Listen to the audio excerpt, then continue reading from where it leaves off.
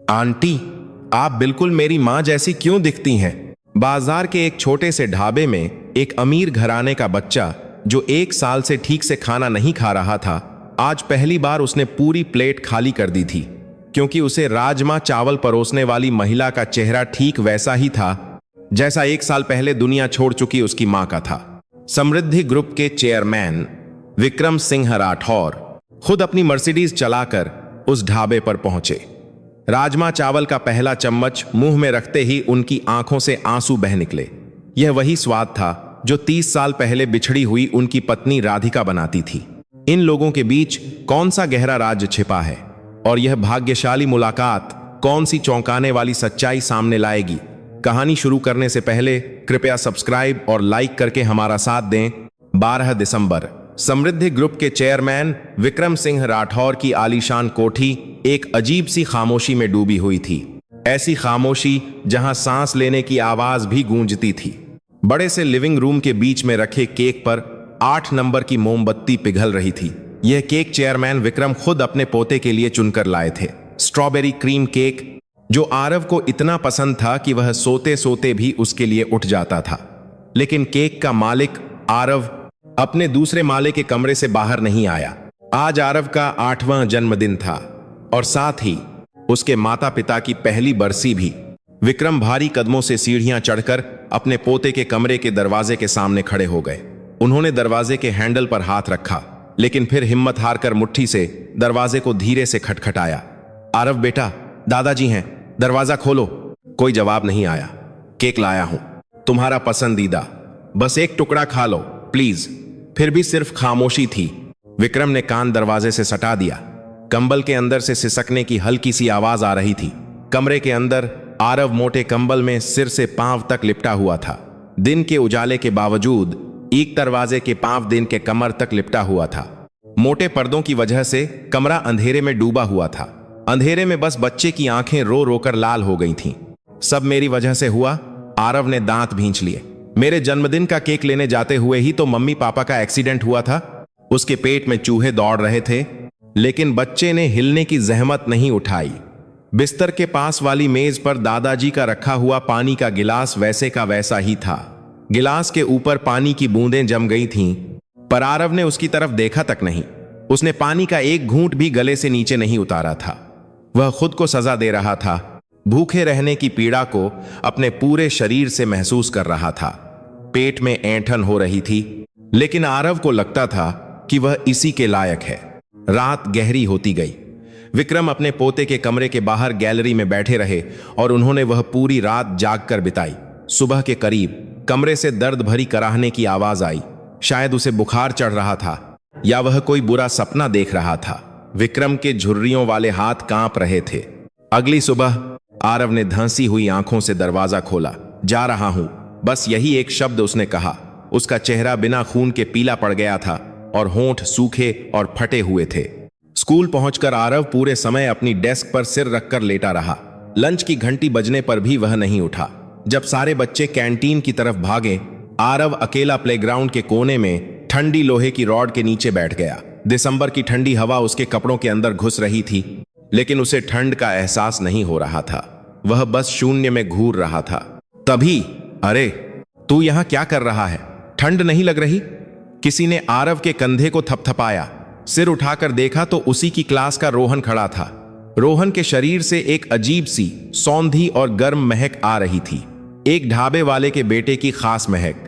सुना है कल तेरा जन्मदिन था, फिर भूखा क्यों बैठा है? रोहन ने पूछा। आरव में जवाब देने की भी हिम्मत नहीं थी। जैसे ही उसने सिर झुकाया, रोहन ने उसकी कलाई पकड़ ली। उठ, चल मेरी मां की दुकान पर। नहीं, मेरी मां के राजमा चावल में जादू है। सच कह रहा हूं, खाते ही ताकत आ जाती है। देर से ही सही, तेरी बर्थडे पार्टी करेंगे। रोहन का हाथ हीटर की तरह गर्म था। उसकी गर्माहट आरव की ठंडी उंगलियों से होती हुई दिल तक पहुंच गई। पेट से फिर गुड़गुड़ की आवाज आई। आरव मना करना चाहता था, लेकिन भूख की तड़प उसे रोहन के पीछे लड़खड़ाते कदमों से चलने पर मजबूर कर गई। जैसे ही दोनों बच्चे स्कूल के पिछले गेट से भागे, काले सूट पहने कुछ लोग उनके पीछे लग गए। वे समृद्धि ग्रुप के बॉडीगार्ड थे। सर, साहबजादे एक दोस्त के साथ भाग रहे हैं। रोकें क्या? फोन पर हड़बड़ी में रिपोर्ट दी गई।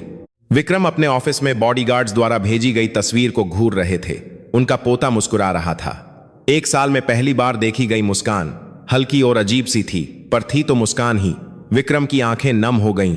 नहीं, बस दूर से नजर रखो, यह सुनिश्चित करो कि वह सुरक्षित रहे। बॉडीगार्ड साये की तरह पीछे हट गए। दोनों बच्चे स्कूल की 4 दीवारी से बाहर निकलकर बाजार की तरफ जाने वाली गली में दौड़ पड़े। अचानक रंगीन स्पोर्ट्स कपड़ों में एक अधेड़ उम्र की महिला ने उनका रास्ता रोक लिया। वह अपार्टमेंट की सोसाइटी सेक्रेटरी कमला शर्मा थी। अरे ओए, तुम लोगों को कितनी बार कहा है कि पीछे वाले गेट से आया जाया करो। किराए पर रहने वाले बच्चे मेन गेट से क्यों आते हैं? रोहन ने आदत के अनुसार आरव का हाथ कसकर पकड़ लिया। ये आंटी फिर शुरू हो गई। चल आरव, जल्दी चल।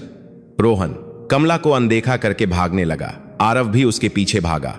देखो तो जरा, बड़े बात कर रहे हैं और यह कैसे भाग रहा है? घर पर कोई तमीज नहीं सिखाई क्या? बदतमीज कहीं का। कमला शर्मा की आवाज पीछे दूर होती गई। शोरगुल वाले बाजार की गलियों से गुजरते हुए वे एक पुराने बोर्ड वाली दुकान के सामने पहुंचे। राधिका का ढाबा। पेंट उखड़े हुए बोर्ड के नीचे से सफेद भाप उठ रही थी। शीशे के दरवाजे पर हाथ से लिखा मेन्यू चिपका था। आ गए, यही है। रोहन ने दरवाजा खोला। उसी पल राजमा की सौंधी खुशबू आरव की नाक से टकराई। मसालों और घी की गहरी महक उसके फेफड़ों में समा गई। आरव का खाली पेट हरकत में आ गया। रोहन, आ गया बेटा। किचन से एक महिला अपना हाथ एप्रन से पोंछती हुई बाहर आई। वह माया थी। उसके माथे पर पसीने की बूंदें थीं और गाल किचन की गर्मी से लाल हो रहे थे। उस चेहरे को देखते ही आरव का दिल धक से रह गया। वह मां थी? नहीं, मां नहीं थी, लेकिन आंखों का आकार, होठों के कोने, सब कुछ तस्वीरों में देखी मां से हूबहू मिलता था। माया ने आरव के दुबले पतले शरीर को देखकर हैरानी से आंखें फैलाईं। हे भगवान, यह दोस्त तो एकदम सूख गया है। माया ने कुछ नहीं पूछा और तुरंत एक कटोरी गर्म राजमा चावल ले आई। फिर उसने चम्मच से थोड़ा सा राजमा चावल फूंक कर ठंडा किया और आरव के मुंह के पास ले गई। कितना भूखा होगा बेचारा। यह धीमी आवाज आरव के कानों में गूंज गई। उसकी मां भी ठीक इसी तरह बात करती थी। जैसे ही पहला निवाला गले से नीचे उतरा, आरव के अंदर कुछ टूट गया। 1 साल से जमी हुई भूख का बांध टूट गया। उसने चम्मच छीना और भूखों की तरह खाने लगा। चावल के दाने उसकी ठुड्डी से गिर रहे थे, पर उसे कोई परवाह नहीं थी। वह राजमा खाता, चावल खाता और फिर दोनों को मिलाकर खाता।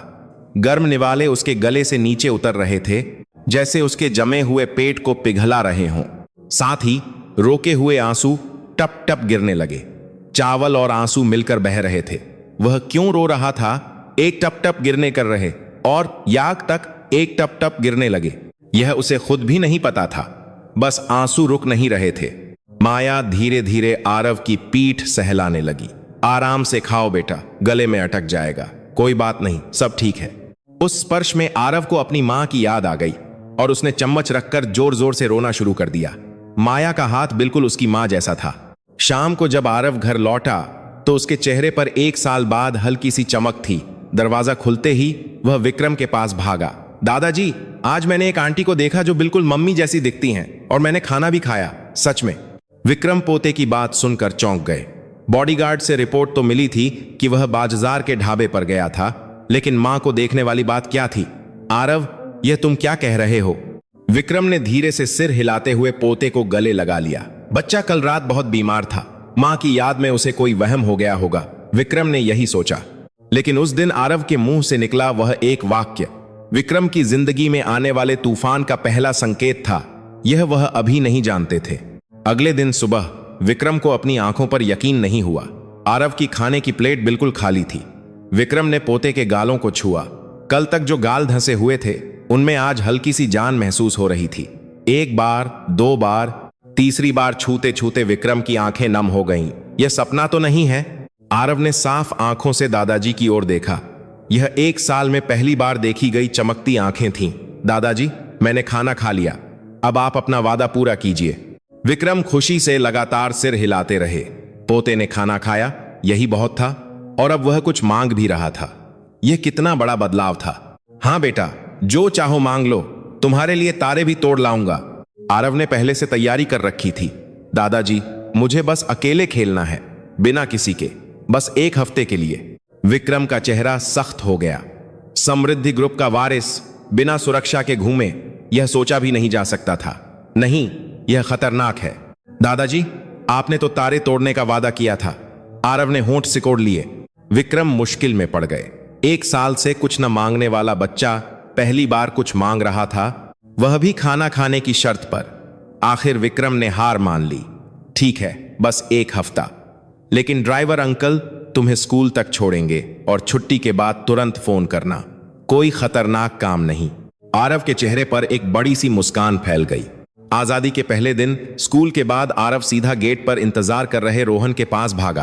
क्यों बे, तैयार है? रोहन ने एक गली के लीडर की तरह आवाज लगाई। दोनों बच्चों ने ताली मारी। Bye bye. आरव ने काली कार की तरफ देखकर हाथ हिलाया। रोहन ने आरव का हाथ पकड़ा और उसे बाजार की गली में ले गया। समोसे और जलेबी की मिली जुली महक नाक में भर रही थी। हर तरफ मोल भाव का शोर था। आरव के लिए यह सब एक नई दुनिया थी। आ गए। राधिका का ढाबा के सामने पहुंचते ही दरवाजा खुला और माया ने चेहरा बाहर निकाला। अरे वाह, मेरा आरव फिर आ गया।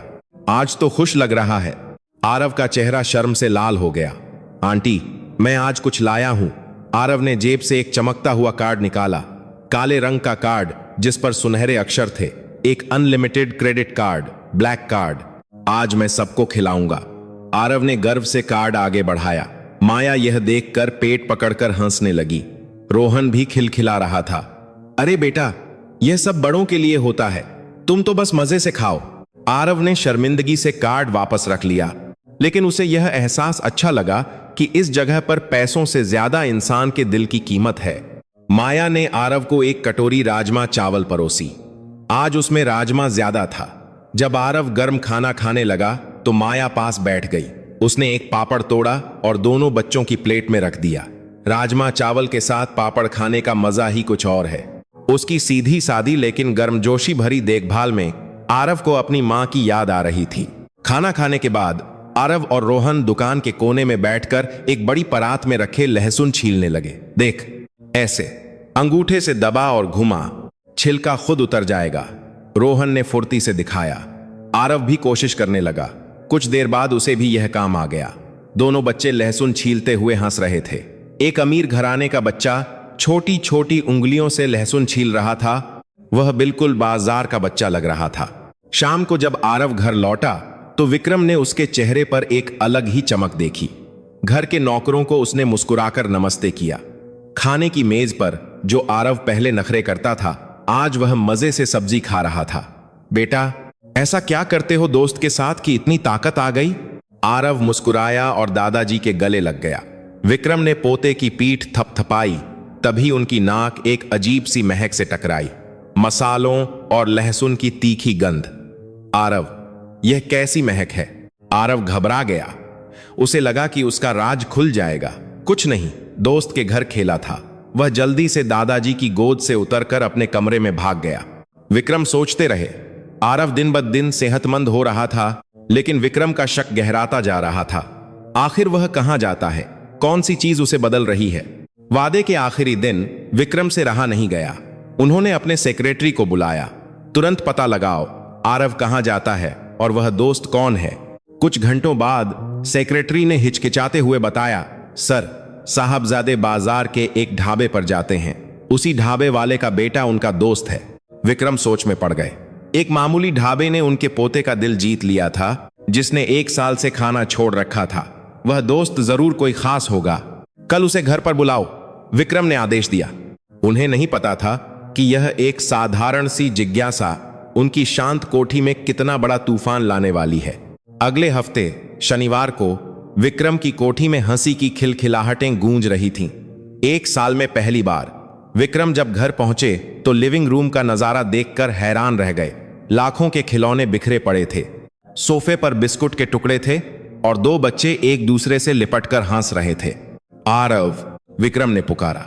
एक जैसे दिखने वाले 2 बच्चों ने एक साथ सिर घुमाया। उस पल विक्रम को चक्कर आ गया।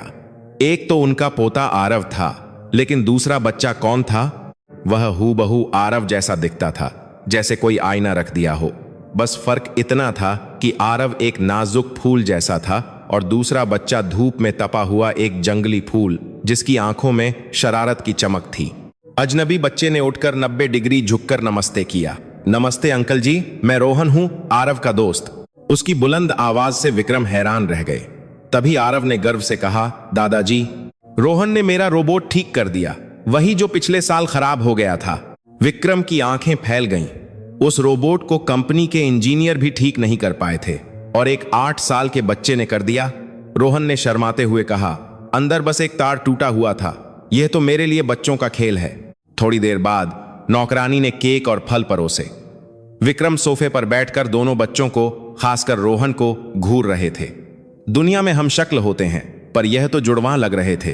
तभी रोहन ने केक का एक बड़ा टुकड़ा खाया। वाह, मजा आ गया। और उसने अपनी बाएं आंख को दबाकर एक शरारती मुस्कान दी। विक्रम के हाथ से चाय का कप लगभग गिर ही गया। उनका हाथ कांप रहा था। यह आदत, कुछ भी स्वादिष्ट खाने पर बाईं आंख को दबाना, यह उनकी दिवंगत बेटी अनन्या की आदत थी। 30 साल पहले इसी सोफे पर वह अपनी नन्ही अनन्या को केक खिलाते थे और वह ठीक यही करती थी। यह अजीब इत्तेफाक था, चेहरा पोते जैसा और आदतें मरी हुई बेटी जैसी। रोहन बेटा, विक्रम ने कांपती आवाज में पूछा, तुम्हारे माता पिता क्या करते हैं? रोहन ने मासूमियत से जवाब दिया, मेरी माँ बाजार में ढाबा चलाती हैं, बहुत स्वादिष्ट राजमा चावल बनाती हैं, पापा नहीं है।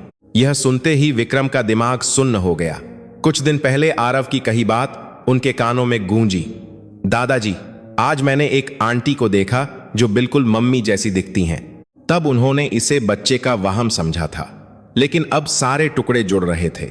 आरव जैसा दिखने वाला रोहन, मरी हुई बेटी की आदतें और एक ऐसी महिला जो आरव को अपनी मां जैसी लगती है। यह सिर्फ इत्तेफाक नहीं हो सकता।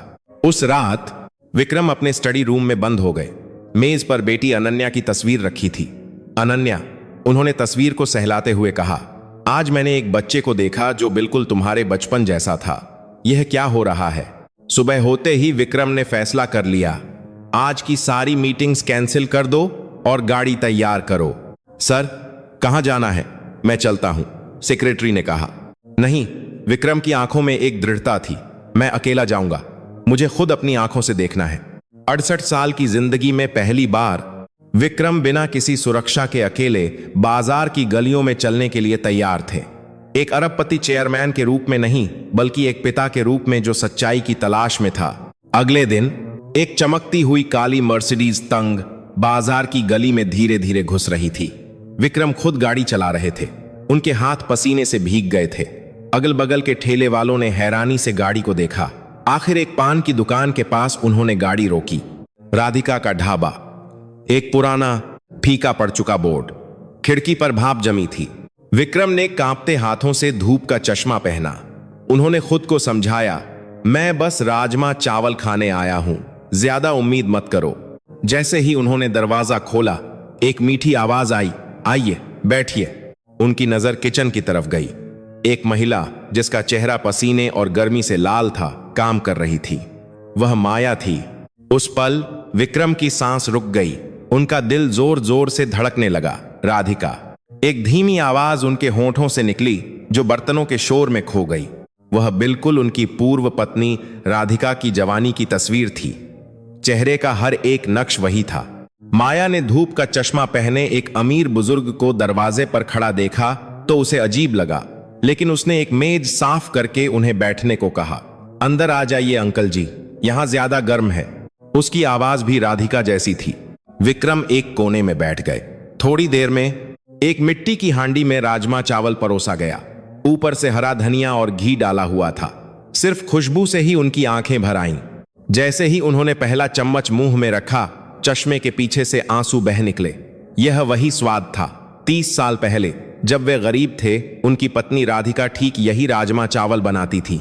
दुनिया के सारे पकवान खा चुके विक्रम के लिए यह स्वाद सिर्फ एक स्वाद नहीं, बल्कि भूली बिसरी यादें थीं।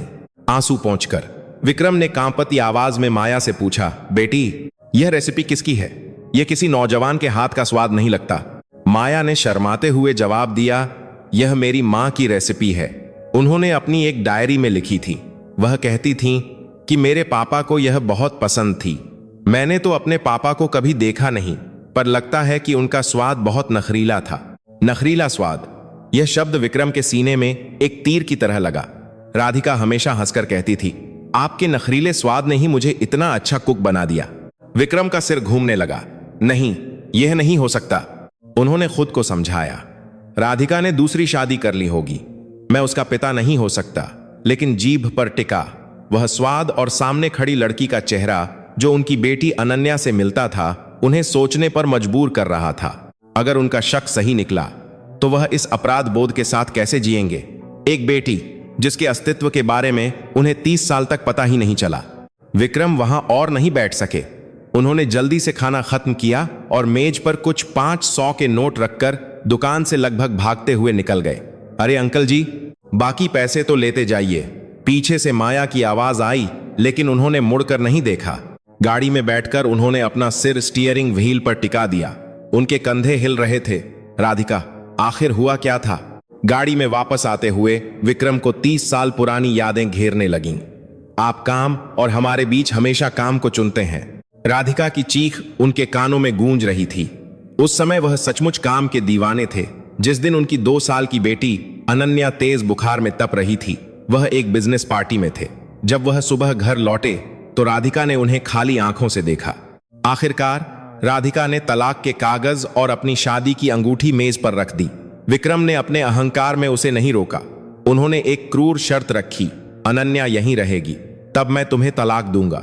राधिका को अपनी बेटी को छोड़कर खाली हाथ जाना पड़ा। अनन्या, मां को माफ कर देना बेटा। रोती बिलखती राधिका की वह आखिरी छव्य विक्रम को आज भी याद थी। लेकिन असली कहानी विक्रम की जानकारी के बिना शुरू हुई थी। घर छोड़ने के कुछ ही समय बाद राधिका को पता चला कि वह गर्भवती है। उसके पेट में उनका दूसरा बच्चा पल रहा था। वह वापस जाना चाहती थी अपने बच्चों के लिए, लेकिन जिस दिन वह विक्रम से मिलने जाने वाली थी, उसने अखबार में एक खबर देखी। बिजनेस टाइकून विक्रम सिंह की दूसरी शादी की चर्चा। खबर के साथ विक्रम की एक दूसरी महिला के साथ तस्वीर थी। यह खबर झूठी थी। एक बिजनेस मीटिंग की तस्वीर थी। लेकिन राधिका को यह कैसे पता चलता? उसका दिल टूट गया। उसने फैसला किया, ठीक है, तुम अपनी नई जिंदगी में खुश रहो। मैं इस बच्चे को खुद पालूंगी और कभी तुम्हारे सामने नहीं आऊंगी। वह बच्चा माया थी। उसी समय ढाबे में माया अपनी मां के पुराने बटुए से एक तस्वीर निकाल कर देख रही थी। एक नौजवान की तस्वीर जो उसके पिता थे। मां भी कितनी भोली थी। उसने सोचा, जो आदमी हमें छोड़कर चला गया, उसकी तस्वीर जिंदगी भर सीने से लगाकर रखी। तभी उसे दिन में आए उस बुजुर्ग की याद आई जो राजमा चावल खाते हुए रो रहे थे। अजीब बात है, उन अंकल की आंखें इस तस्वीर से कितनी मिलती थीं। लेकिन फिर उसने यह सोचकर सिर झटक दिया, कहां 1 अरबपति और कहां हम। कोठी पहुंचते ही विक्रम ने अपने सेक्रेटरी को बुलाया। उस ढाबे वाली लड़की की पूरी जानकारी निकालो और चुपचाप उसका एक डीएनए सैंपल लाओ। बाल, पानी की बोतल, कुछ भी, लेकिन उसे पता नहीं चलना चाहिए। उस रात एक आदमी ने माया के फेंके हुए कचरे से एक पानी की बोतल निकाली। विक्रम ने अपना एक बाल तोड़ा और दोनों को डीएनए टेस्ट के लिए भेज दिया। रिपोर्ट सीधे मुझे देना। अगले कुछ दिन विक्रम ने बेचैनी में काटे। कुछ दिनों बाद आरव बहुत बीमार पड़ गया। उसे 40 डिग्री बुखार था। वह कुछ नहीं खा रहा था, बस बेहोशी में बड़बड़ा रहा था। राजमा आंटी, राजमा। विक्रम का दिल टूट गया। उनके पास एक ही रास्ता था। उन्होंने माया को फोन किया, मैं आरव का दादाजी बोल रहा हूं, प्लीज मेरी मदद कीजिए। वह सिर्फ आपका बनाया हुआ राजमा चावल मांग रहा है। आधे घंटे बाद माया रोहन के साथ कोठी पर थी। वह इतनी बड़ी कोठी देखकर हैरान रह गई। आरव के कमरे में माया ने उसे गोद में लिया और चम्मच से धीरे धीरे राजमा चावल का शोरबा पिलाया। आरव ने धीरे धीरे आंखें खोलीं। गर्म शोरबा गले से उतरते ही उसे आराम मिला। उसने माया का पल्लू कसकर पकड़ लिया, जैसे वह अपनी मां को पकड़ रहा हो। दरवाजे से यह सब देख रहे विक्रम की आंखों से आंसू बह निकले। उन्हें लगा जैसे उनकी बेटी अनन्या ही लौट आई है। जब आरव सो गया तो माया पानी पीने के लिए लिविंग रूम में आई। तभी उसकी नजर एक फैमिली फोटो पर पड़ी। फोटो में एक नौजवान विक्रम सिंह मुस्कुरा रहे थे। वह वही चेहरा था जो उसकी मां के बटुए में था। उसी समय विक्रम वहां आ गए। माया ने कांपती आवाज में पूछा, क्या इस तस्वीर में आप हैं? विक्रम झूठ नहीं बोल सके। उन्होंने धीरे से सिर हिलाया। माया के लिए सब कुछ साफ हो गया। एक गरीब मां, एक अमीर पिता जो कभी नहीं आया, और यह आलीशान घर, तो यह आप थे। माया की आंखों से आंसू बह निकले। मेरी मां जिंदगी भर आपकी यह तस्वीर सीने से लगाकर रोती रहीं और ठंड से भरे एक कमरे में खांसते खांसते मर गईं। माया, नहीं, सुनो मेरी बात, दूर रहिए मुझसे। माया ने उसे रोक दिया। वह कमरे में गई, सो रहे रोहन को उठाया और वहां से निकल गई। दोबारा हमें फोन मत करना। दरवाजा जोर से बंद हुआ। विक्रम वहीं जमीन पर बैठ गए। राधिका, मैंने फिर से सब कुछ खो दिया। अगले दिन माया के अपार्टमेंट में हंगामा हो गया। सोसाइटी सेक्रेटरी कमला शर्मा ने उसे परेशान करना शुरू कर दिया। किराए पर रहने वाले लोग हमारे बच्चों के साथ पार्क में नहीं खेल सकते। दोपहर में कमला कुछ महिलाओं के साथ माया के ढाबे पर आई। उसने जानबूझकर अपने राजमा चावल में एक कॉकरोच डाला और चिल्लाने लगी, देखो यहां खाने में कीड़ा है। उसने तुरंत नगर निगम में शिकायत कर दी। शाम को मकान मालिक भी आ गया। माया जी, आपको दुकान खाली करनी पड़ेगी, बहुत शिकायतें आ रही हैं। माया उसके पैरों में गिर पड़ी। प्लीज ऐसा मत कीजिए, मेरा और मेरे बेटे का गुजारा इसी से होता है। तभी बाहर खड़ी कमला ने ताना मारा, जिसका बाप कौन है पता नहीं, उसके बच्चे ऐसे ही होते हैं। यह शब्द माया के दिल में चुभ गया। वह जमीन पर बैठकर रोने लगी। अगली सुबह दुकान के बाहर हंगामा हो रहा था। कमला और उसकी सहेलियों ने दुकान के बाहर बैनर लगा दिए, गंदे ढाबे को बंद करो, मोहल्ले की बदनामी। वे ग्राहकों को अंदर जाने से रोक रही थीं। माया ने उन्हें रोकने की कोशिश की, लेकिन उन्होंने उसे धक्का दे दिया। कोने में बीमार रोहन डरा सहमा बैठा था। वह अपनी मां को रोते हुए और लोगों को चिल्लाते हुए देख रहा था। उसने धीरे से काउंटर पर रखे फोन से एक नंबर मिलाया। यह आरव का नंबर था। आरव, बुरी आंटी मम्मी को मार रही हैं, मुझे डर लग रहा है, बचा लो। उसी समय विक्रम की कोठी में सेक्रेटरी ने एक लिफाफा मेज पर रखा। सर, रिपोर्ट आ गई है। विक्रम ने कांपते हाथों से लिफाफा खोला। DNA match 99.999%। पिता पुत्री का संबंध स्थापित। कागज उनके हाथ से लगभग छूट ही गया। मेरी बेटी माया, मेरी बेटी है। वह मेज पर सिर रखकर रोने लगे। तभी आरव भागता हुआ आया। दादाजी, रोहन की मम्मी खतरे में हैं। विक्रम की रोती हुई आंखें अचानक एक शेर की तरह चमक उठीं। क्या कहा? वह उठे। सेक्रेटरी, सारी गाड़ियां निकालो, पूरी सिक्योरिटी टीम को बुलाओ। बाजार में माया जमीन पर बिखरे टूटे बर्तनों के बीच बैठी थी। कमला शर्मा जीत की मुस्कान के साथ खड़ी थी। कल तक दुकान खाली कर देना। तभी बाजार की गली में एक के बाद एक 10 काली मर्सिडीज आकर रुकीं। धूल का गुबार उड़ गया। बाजार में सन्नाटा छा गया। गाड़ी से विक्रम सिंह राठौर उतरे। उनकी नजर सिर्फ अपनी बेटी पर थी, जो धूल और आंसुओं में लिपटी हुई थी। कमला शर्मा उन्हें देखकर दौड़ी। अरे चेयरमैन साहब, आप यहां? मैं इस मोहल्ले की सेक्रेटरी हूं। देखिए, मैं इस गंदी दुकान को साफ करवा रही थी। चुप रहो। विक्रम की आवाज में बिजली की कड़क थी। उन्होंने कमला की ओर देखा। तुमने अभी क्या कहा? जिसका कोई नहीं होता। कमला का चेहरा सफेद पड़ गया। यह मेरी बेटी है। विक्रम की दहाड़ पूरे बाजार में गूंज उठी। कमला वहीं जमीन पर गिर पड़ी। बेटी? सेक्रेटरी, विक्रम ने आदेश दिया, इस औरत और इसकी साथियों पर तोड़ फोड़ और धमकी देने का केस करो। इन्हें अपनी करनी की सजा मिलनी चाहिए। बॉडीगार्ड्स ने कमला और बाकी महिलाओं को घसीटना शुरू कर दिया। जब सब शांत हो गया तो विक्रम धीरे धीरे माया के पास गए और उसके सामने घुटनों के बल बैठ गए। उनका लाखों का सूट जमीन पर बिखरे राजमा और धूल में सन गया। माया, उन्होंने माया का हाथ पकड़ा। उनकी आंखों से आंसू बह रहे थे। मुझे माफ कर दो बेटा, मैं बहुत देर से आया। मैं दुनिया में ऐश करता रहा और मेरी बेटी यहां तकलीफें झेलती रही। मैं बहुत बुरा बाप हूं। माया की आंखों से भी आंसू बह निकले। पीछे आरव और रोहन एक दूसरे का हाथ पकड़े खड़े थे। पापा। 30 साल का दर्द, गुस्सा और प्यार उस एक शब्द में सिमट गया था। विक्रम ने रोती हुई बेटी को गले लगा लिया। मेरी बच्ची, तूने बहुत दुख झेले।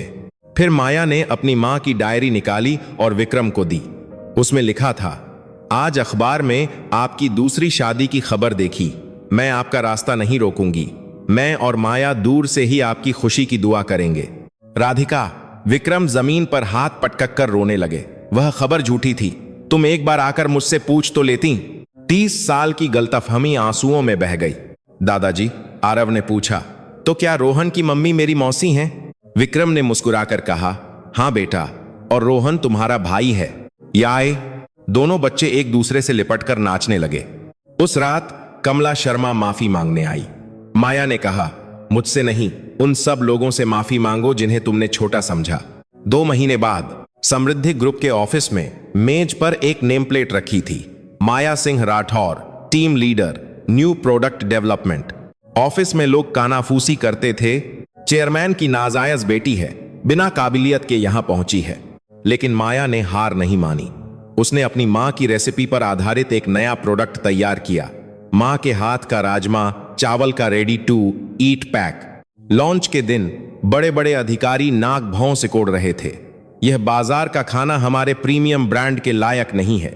माया ने कहा, लोग अब फैंसी खाना नहीं बल्कि मां के हाथ का सुकून चाहते हैं। जब अधिकारियों ने राजमा चावल चखा तो उनकी आंखें खुली रह गईं। वह स्वाद सीधा दिल में उतर गया। 1 हफ्ते बाद टीवी पर लाइव शो में माया ने कहा, यह राजमा चावल मेरी मां की विरासत है। यह सिर्फ खाना नहीं, एक एहसास है। 20 मिनट के अंदर सारे पैक बिक गए, सर्वर क्रैश हो गया। चेयरमैन के ऑफिस में विक्रम खुशी से उछल पड़े। देखा, यह मेरी बेटी है। राधिका का स्वाद पूरे देश को पसंद आया। 1 साल बाद 12 दिसंबर, आज कोठी में मातम नहीं, जश्न का माहौल था। बगीचे में बारबेक्यू पार्टी चल रही थी। आरव और रोहन फुटबॉल खेलते हुए लड़ रहे थे कि कौन बड़ा भाई है। विक्रम और माया उन्हें देखकर मुस्कुरा रहे थे। पापा, ठंड है, दस्ताने पहन लीजिए। माया ने विक्रम के ठंडे हाथों पर गर्म दस्ताने पहनाए। विक्रम की आंखें भर आईं। चलो बच्चों, खाना तैयार है। चारों एक साथ मेज पर बैठे। 30 साल की लंबी सर्दी के बाद उनके परिवार में आखिरकार वसंत आ गया था। माया ने आसमान की ओर देखा। मां, देख रही हो, हम अब सच में खुश हैं। हवा का एक झोंका आया, जैसे मां आशीर्वाद दे रही हो। राजमा चावल की एक कटोरी से शुरू हुआ यह चमत्कार अब इस परिवार के लिए कभी ना खत्म होने वाली खुशी बन गया था। आज की कहानी को अंत तक सुनने के लिए धन्यवाद। आप कहां से यह कहानी सुन रहे हैं कमेंट में जरूर बताएं। अगले कहानी में फिर मिलेंगे। सब्सक्राइब और लाइक करना ना भूलें।